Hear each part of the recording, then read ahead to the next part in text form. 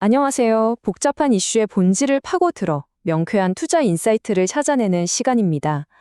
오늘은 AI라는 거대한 흐름 속에서 진짜 승자는 누가 될 것인지 전문 투자자의 시각으로 그 옥석을 가려낼 수 있는 분석의 틀을 함께 만들어 보겠습니다. AI 시장 정말 정신없죠. 뭐가 진짜고 뭐가 거품인지 매일같이 새로운 뉴스가 쏟아지는데 이럴 때일수록 우리에겐 흔들리지 않을 기준, 바로 지도와 나침반이 필요합니다. 자, 그럼 한번 제대로 파헤쳐 볼까요? 오늘 우리가 함께할 여정은 이렇습니다. 먼저 큰 그림, AI 산업 전체의 지도를 한번 그려보고요. 그 다음엔 이 복잡한 시장에서 승자를 가려낼 단 하나의 기준, 바로 그 나침반을 찾아낼 겁니다. 그리고 이 프레임워크를 가지고 실제 비즈니스 모델과 가장 뜨거운 격전지를 분석하면서 우리만의 투자 철학을 완성해 나갈 거예요. 자, 첫 번째 단계입니다. 승자를 찾으려면 일단 전쟁터가 어떻게 생겼는지부터 알아야겠죠? AI 산업의 가치 사슬, 그러니까 누가 어디서 돈을 벌고 힘의 균형이 어디로 쏠리고 있는지 그 큰 그림부터 확실하게 이해하고 넘어가야 합니다. 보시면 AI 산업은 크게 이렇게 4개의 층으로 나눌 수 있습니다. 맨 위에는 오픈 AI 같은 모델 회사가 있고 그 아래를 엔비디아 같은 팹리스가, 또 그 아래를 TSMC 같은 파운데리, 그리고 마지막으로 하이닉스 같은 메모리 회사가 받치고 있죠. 예전에는 이들이 각자 따로 움직이는 것처럼 보였는데 지금은 완전히 달라요. 엔비디아를 중심으로 마치 하나의 거대한 유기체처럼 끈끈하게 연결되고 있습니다. 이게 무슨 말이냐면요. 이제 최상의 AI 모델들, 예를 들어 GPT-4나 클로드3 같은 모델들의 성능이 거의 비슷해졌다는 거예요. 그러다 보니 이제 누가 더 똑똑하냐의 경쟁을 넘어서 누가 더 싸고 안정적으로 제공하느냐의 경쟁으로 바뀌고 있다는 거죠. 마치 우리가 고속도로를 탈 때 어떤 회사가 만들었는지 신경 안 쓰는 것처럼 AI 모델도 이제는 하나의 인프라, 즉 당연한 기반 시설이 되어가고 있다는 신호입니다. 자, 이제 지도는 손에 넣었습니다. 그럼 다음은 뭘까요? 바로 나침반이죠. 이 수많은 기업들 중에서 진짜 보석, 즉 장기적인 승자를 가려낼 수 있는 단 하나의 기준은 과연 뭘까요? 이 부분에서 세계적인 투자사인 브리지워터의 통찰을 빌려보겠습니다. 자, 과거 인터넷 혁명 때를 한번 떠올려 보세요. 수많은 닷컴 기업들이 나타났다가 사라졌죠? 브리지워터가 바로 이 시기를 분석해 봤더니 승자와 패자를 가른 아주 결정적인 한 가지 차이점을 발견했습니다. 그게 바로 가격 결정력입니다. 영어로는 프라이싱 파워라고 하죠. 이게 뭐냐면 주변 기술이 아무리 흔해지고 저렴해져도 우리 제품은 이 가격을 받아야겠습니다 라고 당당하게 말할 수 있는 힘이에요. 기술 혁명의 파도 속에서 살아남고 오히려 더 크게 성장하는 기업들의 공통적인 특징이죠. 브리지워터는 이 가격 결정력이 3가지 요소에서 나온다고 봤어요. 첫째, 진입 장벽. 막대한 자본이나 데이터처럼 아예 다른 경쟁자들이 들어올 엄두도 못 내게 만드는 거고요. 둘째, 질의 차이. 아, 여긴 비싸도 쓸 수밖에 없어 라고 고객이 인정하게 만드는 독보적인 퀄리티. 마지막으로 전환 비용. 한번 쓰기 시작하면 다른 걸로 갈아타기 너무 귀찮고 어렵게 만드는 거죠. AI 기업에 투자하신다면 이 3가지를 꼭 따져보셔야 합니다. 거의 체크리스트 같은 거예요. 이 슬라이드가 정말 중요한데요. 기술에는 두 종류가 있습니다. 하나는 기존의 마찰을 좀 더 빠르고 편하게 만드는 유지형 기술이고, 다른 하나는 아예 마찰을 없애버리는 자동차 같은 파괴적 기술이죠. AI는 후자에 가깝습니다. 이건 그냥 업그레이드가 아니에요. 세상을 바꾸는 기술이라는 뜻이죠. 그렇기 때문에 이 기술이 사회 전체에 받아들여지기까지는 수많은 저항과 어려움이 있을 겁니다. 그리고 바로 그 혼돈 속에서 진정한 승자가 탄생하는 거죠. 자, 그럼 지금까지 우리가 만든 프레임워크, 즉 가격 결정력이라는 렌즈를 가지고 AI 시대의 비즈니스 모델들이 어떻게 변하고 있는지 한번 들여다보겠습니다. 과연 가치는 어디에서 만들어지고 있을까요? 패러다임이 완전히 바뀌고 있습니다.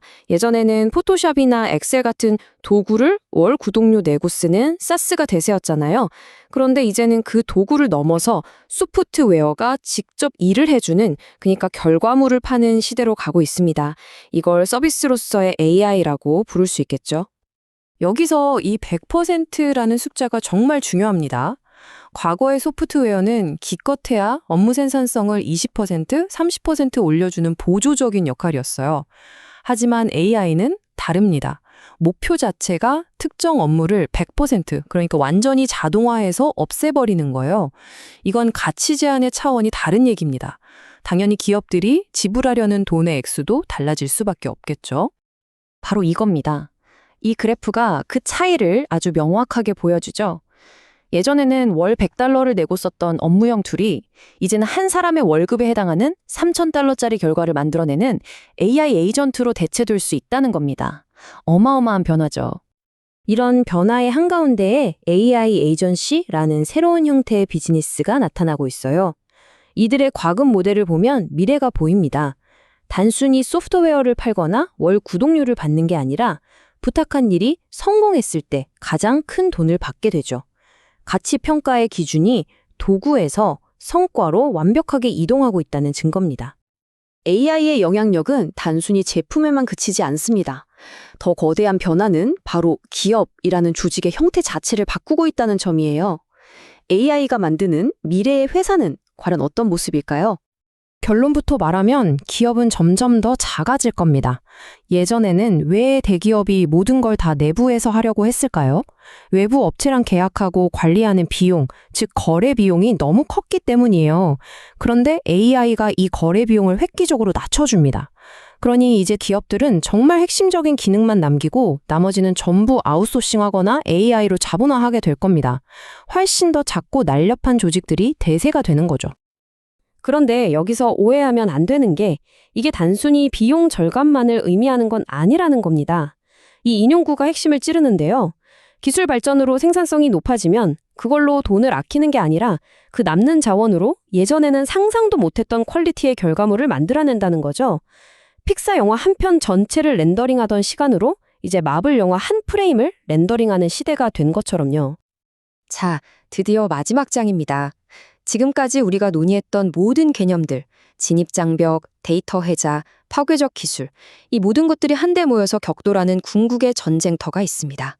바로 자율주행입니다. 자율주행 기술에는 크게 두 가지 방식이 있어요. 왼쪽의 전통적인 방식은 이럴 땐 이렇게 해 라고 사람이 수많은 규칙을 코드로 짜주는 방식입니다. 이건 80점까지는 금방 가는데 그 이상 발전하기가 너무 어려워요. 반면 오른쪽의 딥러닝 방식, 이걸 엔드-투-엔드 AI라고 부르는데요. 이건 그냥 엄청난 양의 주행 영상을 보여주고 AI가 알아서 운전을 배우게 하는 겁니다. 처음에는 더디고 실수도 많지만 결국 인간의 한계를 뛰어넘을 수 있는 유일한 길로 여겨지고 있습니다. 그래서 자율주행의 승리 공식은 이 세 가지로 요약됩니다. 첫째, 엔드-투-엔드라는 올바른 아키텍처를 선택해야 하고요. 둘째, 세상의 온갖 돌발 상황, 즉 엣지 케이스를 해결하기 위해 실제 도로에서 수집한 방대한 데이터가 필수적입니다. 마지막으로 하드웨어와 소프트웨어를 직접 다 통제하는 수직적 통합이 결정적인 경쟁 우위가 됩니다. 이 공식의 가장 완벽한 예시가 바로 테슬라입니다. 수십만 줄에 달하던 인간의 규칙 코드를 버리고 실제 도로를 달리는 수백만 대의 차에서 모은 1,000만 개 이상의 비디오 클립으로 AI를 훈련시켰죠.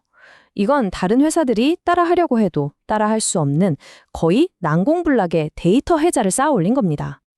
자, 이제 오늘의 논의를 마무리할 시간입니다. 이 모든 이야기를 관통하는 핵심은 이것입니다. AI라는 기술 자체가 언젠가는 전기처럼 보편적인 것이 될 겁니다. 기술이 평준화될 때 진짜 가치는 어디에 남을까요? 바로 그 기술을 활용해 쌓아 올린 독점적인 데이터, 고객과의 강력한 신뢰 관계, 그리고 누구도 따라올 수 없는 생태계에 있을 겁니다. 이 질문을 스스로에게 던져보시기 바랍니다. 기술이 상품이 되는 시대, 당신은 어디에 투자하시겠습니까?